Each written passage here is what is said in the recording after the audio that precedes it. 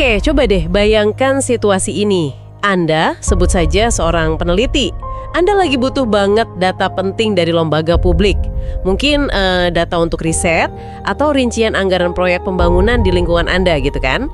Anda udah ajukan permintaan resmi, tapi ditolak. Tentu Anda nggak nyerah dong. Anda bawa sengketanya ke Komisi Informasi. Semua prosedur sudah diikuti, berkas lengkap, pokoknya semua beres. Lalu, Anda menunggu dan menunggu tanpa ada kepastian sama sekali kapan kasus Anda akan diputuskan. Nah, hari ini kita akan membahas sebuah pertarungan hukum yang sebenarnya mencoba menjawab pertanyaan yang sangat sederhana. Berapa lama sih menunggu itu boleh berlangsung? Kita udah terima beberapa sumber dari Anda, termasuk di dalamnya ada analisis hukum dan beberapa putusan Mahkamah Konstitusi yang, wah ini penting banget. Nasib hak publik atas informasi di Indonesia. Oke, ayo kita kulik lebih dalam. Jadi, kita mulai dari mana nih? Kayaknya sumber masalahnya ada di satu undang-undang ya, Undang-Undang Keterbukaan Informasi Publik. Tepat sekali. Kita langsung aja ke jantung masalahnya. Pasal 38 ayat 2 di UU KIP. Di situ ada kalimat, penyelesaian sengketa informasi paling lambat dapat diselesaikan dalam waktu 100 hari kerja. Sepintas sih kedengarannya wajar ya, ada angka 100 hari, tapi kata dapat ini, nah inilah yang jadi biang keroknya. Dapat ya? Betul.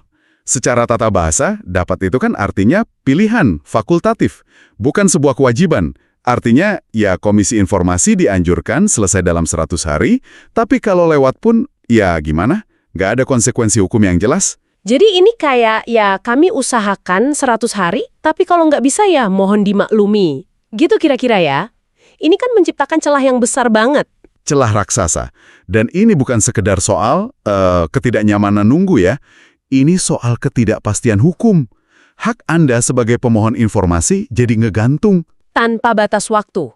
Tepat. Tanpa batas waktu yang jelas. Dan ini juga bikin Anda standar ganda kan? Mungkin Komisi Informasi di satu daerah berusaha keras patuh 100 hari. Tapi di daerah lain lebih santai. Karena ya aturannya memang longgar. Ini udah menyentuh prinsip yang lebih besar lagi soal good governance. Nah, saya suka Anda menyebut itu.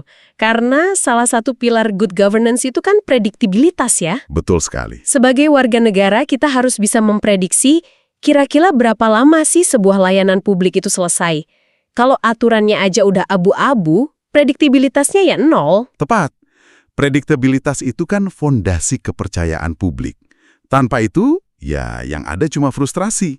Dan situasi inilah yang akhirnya sampai ke, wasit tertinggi hukum kita. Mahkamah Konstitusi. Mahkamah Konstitusi. Oke, disinilah ceritanya jadi seru. Saya lihat di sumber yang kita punya, ada beberapa nomor putusan MK, salah satu yang paling menonjol itu putusan nomor 88 tahun 2022.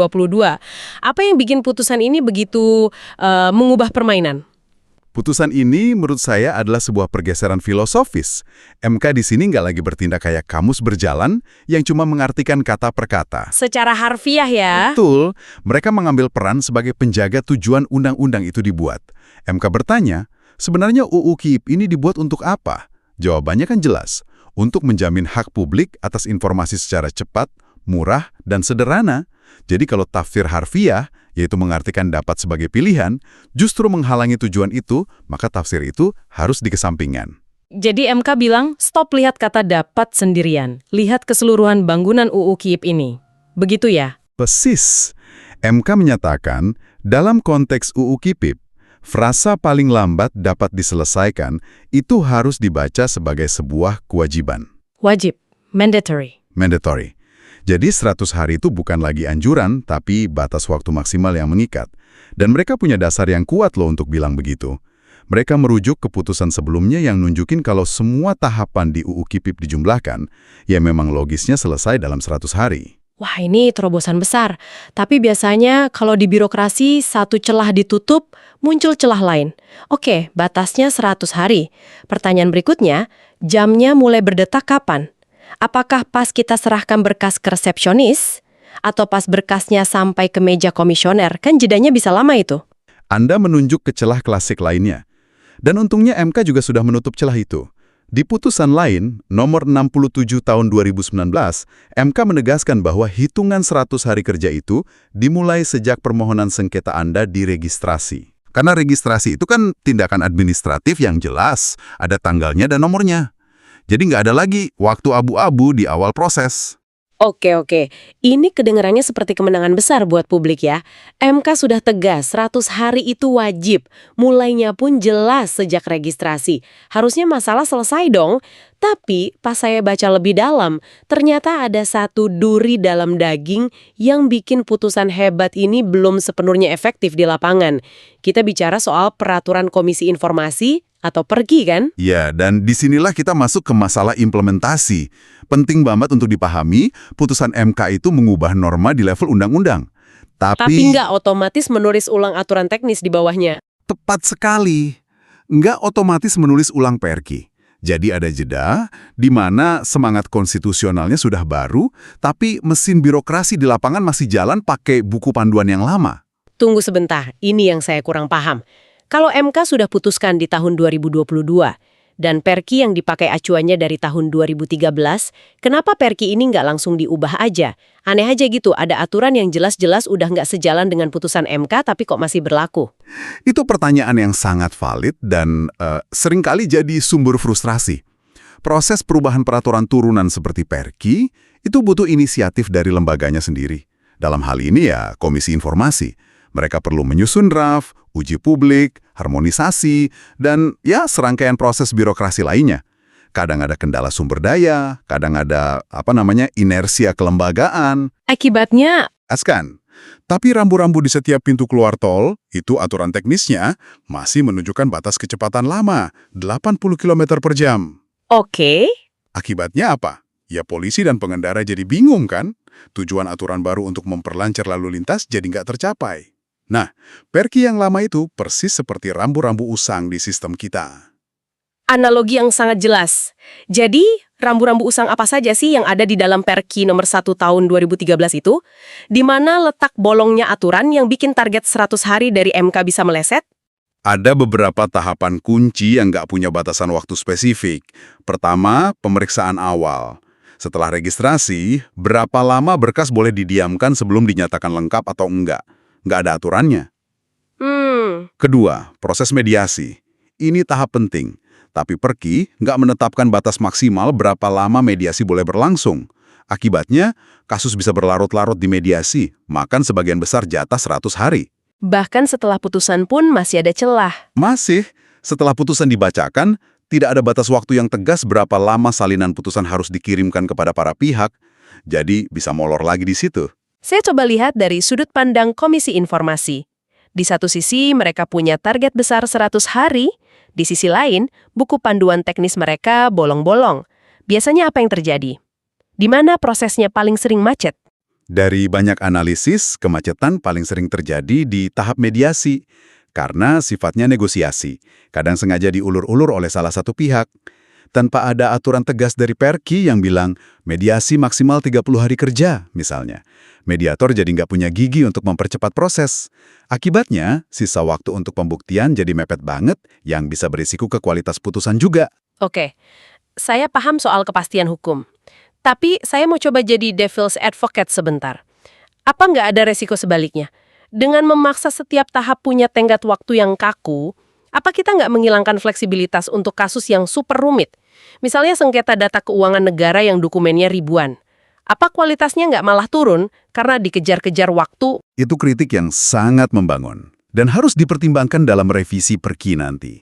Solusinya itu bukan tanpa tenggat waktu sama sekali, tapi merancang tenggat waktu yang realistis dan proporsional. Mungkin untuk kasus sederhana, total 60 hari cukup. Untuk kasus kompleks, bisa pakai batas maksimal 100 hari. Kuncinya adalah setiap tahapan tetap harus punya kerangka waktu. Tanpa itu, fleksibilitas bisa dengan mudah jadi dalih untuk penundaan tanpa batas. Jadi kerangka waktu itu justru memaksa semua pihak untuk lebih disiplin ya? Betul, memaksa semua pihak, termasuk Komisi Informasi dan para pihak yang bersengketa, untuk lebih fokus dan disiplin dari awal. Dan ini sepertinya bukan cuma bagus buat publik, tapi buat Komisi Informasi sendiri juga kan? Ini seperti memaksa mereka punya SOP yang lebih rapi dan terukur.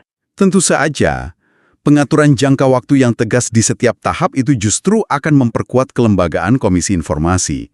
Ini mendorong tata kelola internal yang lebih profesional.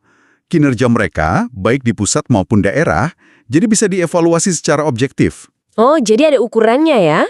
Ada ukurannya, berapa persen kasus yang selesai tepat waktu. Di tahap mana sering telat, ini kan jadi data untuk perbaikan internal. Jadi ini situasi win-win untuk prinsip good governance. Oke, jadi kalau kita rangkum perjalanannya, kita mulai dari satu kata yang kelihatannya sepele, dapat. Kata ini menciptakan ketidakpastian bertahun-tahun. Lalu MK turun tangan bukan cuma sebagai penerjemah kata, tapi sebagai penjaga tujuan UU. Dan mengubah dapat menjadi wajib 100 hari. Tapi kemenangan di level konstitusi ini ternyata belum sepenuhnya terasa di lapangan. Karena buku panduan teknisnya, yaitu Perki, masih usang. Anda merangkumnya dengan sempurna. Pada akhirnya, merevisi Perki itu adalah langkah krusial yang nggak bisa ditawar lagi. Revisi ini adalah jembatan yang akan menghubungkan semangat putusan MK dengan praktik sehari-hari di ruang sengketa. Tanpa jembatan itu, ya hak atas informasi cuma jadi janji di atas kertas. Sebaliknya, Dengan aturan teknis yang tegas dan terukur di setiap tahapannya, hak itu menjadi operasional. Bisa dijalankan, bisa diukur, dan bisa dituntut pemenuhannya. ini memberikan harapan baru ya bagi para pencari informasi di luar sana.